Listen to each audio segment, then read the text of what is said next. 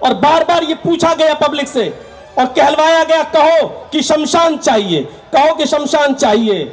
मैं आपसे निवेदन करता हूं कि 22 तारीख को होने वाले इलेक्शन में टीएमसी के नेता को जिताकर, विपक्षी की नेता को हराकर शमशान ही पहुंचा दीजिए, इसलिए कि इनको शमशान से बहुत ज्यादा प्यार है, इनको शमशान से बहुत ज्यादा मोहब्बत है। इनको आप शमशान पहुंचाने का काम कीजिए।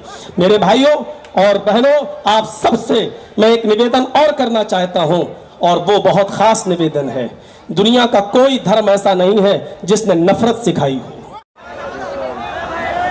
हमारे हिंदू भाइयों को बहुत बहुत आदाब।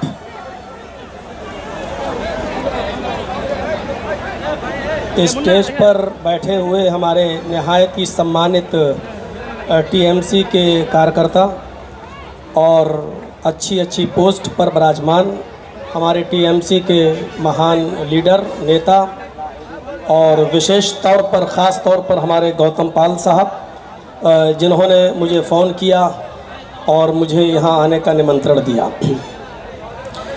आज आपकी ये सभा देखकर मुझे बहुत ही ज़्यादा प्रसन्नता और खुशी हो रही है, और होना भी चाहिए, क्योंकि मैं आज तक किसी भी राजनीतिक स्टेज पर जाकर मैंने किसी नेता का प्रचार नहीं किया है।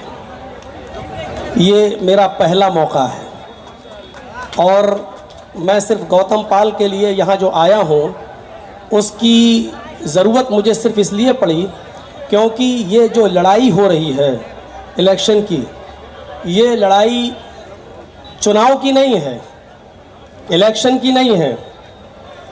ये जो लड़ाई है वो असल में सच और झूठ की लड़ाई है।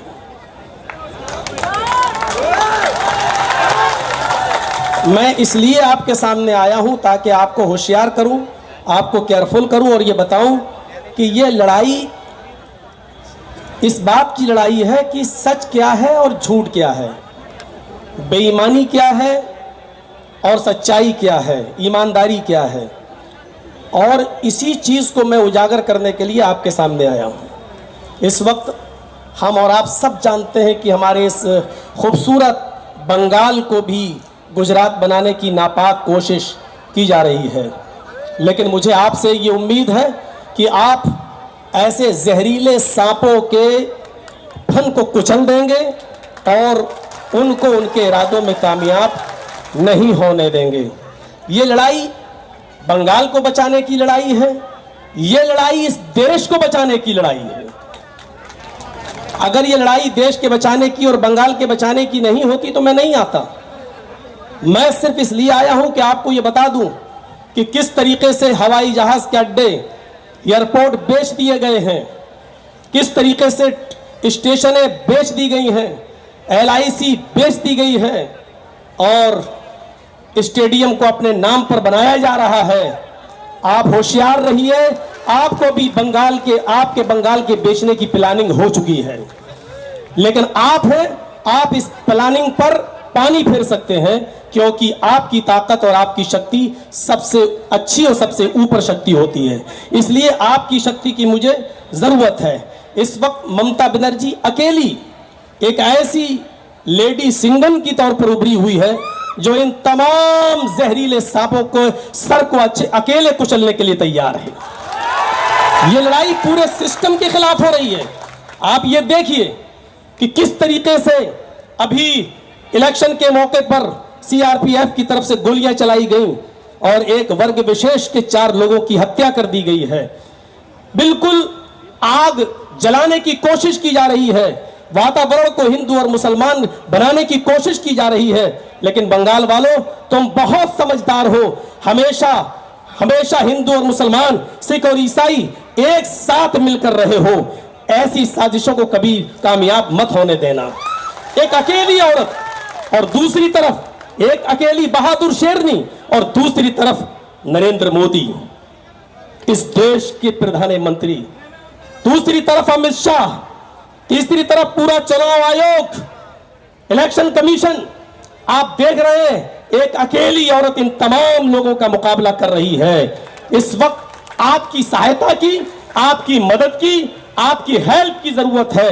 और मुझे उम्मीद है कि आप उनका पूरा साथ देंगे, पूरा समर्थन आप करेंगे। ममता बनर्जी को हम सिर्फ बंगाल तक सीमित नहीं देखना चाहते हैं। मौलाना जर्जीस आपके सामने आया है वो सिर्फ ये बताने के लिए कि ममता बनर्जी ही एक ऐसी लीडर है जो न सिर्फ बंगाल की सीएम बल्कि इस देश की प्रधानमंत्री बनने के लायक है। वही है जो इस देश के उसूलों पर कायम रह सकती है, जो संविधान को बचा सकती है, जो हिंदू और मुसलमान सबको एक साथ लेकर चल सकती है। वही एक औरत है जो बता सकती है कि संविधान क्या है, जो ये बता सकती है लोगों को कि देखो सबको एक साथ लेकर किस तरीके से देश को चलाया जा सकता है। लिहाजा आपको इस वक्त बैठने की जरूरत नहीं है। बंगाल वालों, इस वक्त आपकी सख्त जरूरत है। माहौल खराब करने की नापाक अपवित्र कोशिशें की जा रही हैं, लेकिन आप उन तमाम कोशिशों को नाकाम कर दीजिए। और गौतम पाल साहब के लिए मैं खुसूसी तौर पर यह कहूंगा कि इतने भारी वोटों से इनको जिताइए, इतने भारी वोटों से कि दुश्मन सोचने पर मजबूर हो जाए। हमारे मोदी जी को बहुत शौक है ये पूछने का कि तुम्हें कब्रिस्तान चाहिए कि शमशान चाहिए। मुझे उनकी 2018 की वो स्पीच याद है जो उन्होंने फतेहपुर में दी थी। कहा था कि शमशान चाहिए कि कब्रिस्तान चाहिए, और बार बार ये पूछा गया पब्लिक से और कहलवाया गया कहो कि शमशान चाहिए, कहो कि शमशान चाहिए। मैं आपसे निवेदन करता हूं कि 22 तारीख को होने वाले इलेक्शन में टीएमसी के नेता को जिताकर, विपक्षी की नेता को हराकर शमशान ही पहुंचा दीजिए, इसलिए कि इनको शमशान से बहुत ज्यादा प्यार है, इनको शमशान से बहुत ज्यादा मोहब्बत है। इनको आप शमशान पहुंचाने का काम कीजिए। मेरे भाइयों और बहनों, आप सबसे मैं एक निवेदन और करना चाहता हूं, और वो बहुत खास निवेदन है। दुनिया का कोई धर्म ऐसा नहीं है जिसने नफरत सिखाई हो। दुनिया में कोई धर्म ऐसा नहीं है कि जिसने नफरत सिखाई हो। और जब मोदी जी और अमित शाह ने ममता बनर्जी के ऊपर इल्जाम लगाया और किसी ने उनको ममता से ममता बेगम कहने की कोशिश की, तो उन्होंने अपने स्टेज पर चंडी पाठ करके बताया कि मैं इतनी बड़ी हिंदू हूं कि तुम विचार में नहीं ला सकते हो, तुम अपने दिमाग में नहीं ला सकते हो। और मैं भी चूंकि संस्कृत का थोड़ा बहुत ज्ञानी हूं, मुझे मालूम है कि उन्होंने चंडी पाठ जो किया था और संस्कृत के जो मंत्र उन्होंने पढ़े थे, मैं चैलेंज के साथ कह सकता हूं कि इतने मंत्र इस देश के चौकीदार मोदी को भी मालूम नहीं है और योगी को भी मालूम नहीं है। जितने मंत्र ममता बनर्जी ने संस्कृत में पढ़े वो योगी जी से पूछ लो तो उनको भी स्वाहा के अलावा कुछ नहीं मालूम है। और आज हालत ये हो चुकी है कि शमशान घाट की बात करते करते मैं अभी सीधे लखनऊ से चला रहा हूं। आज की रिपोर्ट बता रहा हूं कि कोरोना वायरस में मरने वालों की संख्या इतनी ज्यादा है कि आज लाशों को जलाने के लिए चिता नहीं मिल रही है, लाइन में लगी हुई है जो लाशें। विकास इतना किया हमारे देश के प्रधानमंत्री जी ने, सबका साथ सबका विकास का नारा ऐसा लगाया कि आज जिंदे तो जिंदे, मुर्दे भी लाइन में लगे हुए हैं। आज मुर्दे लोग भी लाइन में लगे हुए हैं। आज चारों तरफ देख लीजिए, आज हम शिकायतें क्यों कर रहे हैं? हमने लड़ाई लड़ी कब है? हमने भाईचारे के ऊपर लड़ाई कभी लड़ी है? हमारी तो लड़ाई हमेशा मंदिर और मस्जिद के ऊपर रही है। और आज देख लीजिए मंदिर भी बंद है और मस्जिदें भी बंद हैं। मेरे भाइयों, मंदिर और मस्जिद के मुद्दों से उठकर विकास के मुद्दे पर आइए, भाईचारे के मुद्दे पर आइए, देश की उन्नति के मुद्दे पर आइए और भाईचारा हमेशा कायम रखिए।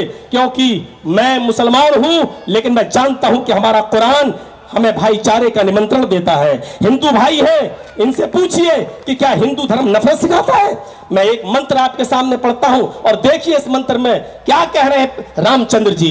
रामचंद्र जी कह रहे हैं, प्रत्यत्यम चारुन धर्म गोपीथाय पुरहु यसे मरुद्रिग्नागहि। प्रत्यत्यम चारुन धर्म गोपीथाय पुरहु यसे मरुद्रिग्नागहि। तुम्हारे शब्दों के बाण से, तुम्हारी जबान से निकलने वाले कोई शब्द से किसी दूसरे व्यक्ति को तकलीफ नहीं होनी चाहिए। जो हिंदू धर्म हमें शब्दों के जबान पर, जीभ पर कंट्रोल करने का आदेश दे रहा हो, और जो ये कह रहा हो कि अपने शब्दों से जब जबान से बोलो तो ऐसा शब्द यूज नहीं होना चाहिए कि जिससे किसी मनुष्य को तकलीफ हो, चाहे वो हिंदू हो या मुसलमान, किसी को तकलीफ नहीं होनी चाहिए। वो धर्म ये कैसे बर्दाश्त करेगा कि एक समुदाय, एक वर्ग विशेष पर दूसरा वर्ग विशेष जुल्म करे? माफ करना, ये हमारी राजनीति को गंदी पॉलिटिक्स तो हो सकती है, लेकिन ये धर्म की शिक्षा नहीं हो सकती है कि कोई किसी से नफरत करे।